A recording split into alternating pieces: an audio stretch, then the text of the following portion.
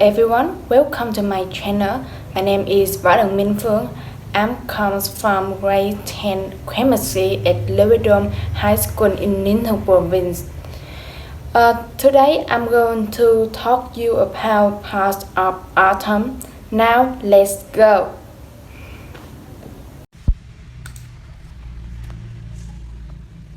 We already know that atoms are really small, but we can get smaller. If we zoom into an atom, we find that it is made up of protons, neutrons, and electrons, and a lot of empty space. Imagine an Olympic swimming pool 50 meters wide. This is our atom. At the center of our atom is the nucleus. The nucleus is made up of protons and neutrons. If we zoom into the pool to find the nucleus, it would be very much impossible because this is a side absent of a side.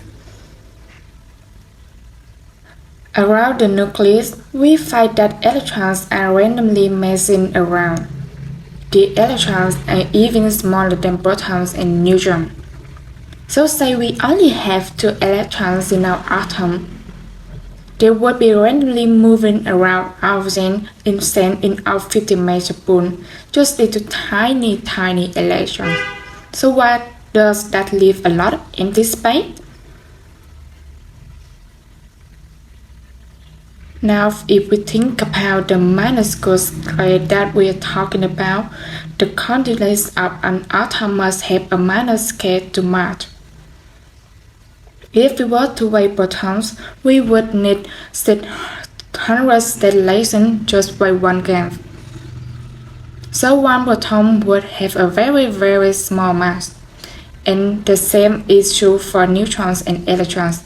This is why we weigh them in relation to each other. We arrest the massive photons at 1. The neutrons had a similar mass to protons and is also given the mass of 1. The electrons, however, is much lighter and has a mass of 1 over 1840. If we think about how heavy the mass of protons and neutrons are in relation to the electrons, it is clear to see that the mass of an atom is concentrated at the nucleus. Protons, neutrons, and electrons also have shared assorted lattice with them. Protons are positive, neutrons are neutral, and electrons are negative. The share of an atom is always neutral. This means there must be the same amount of protons as there are electrons in an atom. The number of neutrons can vary and they do not affect the share of the entire atom.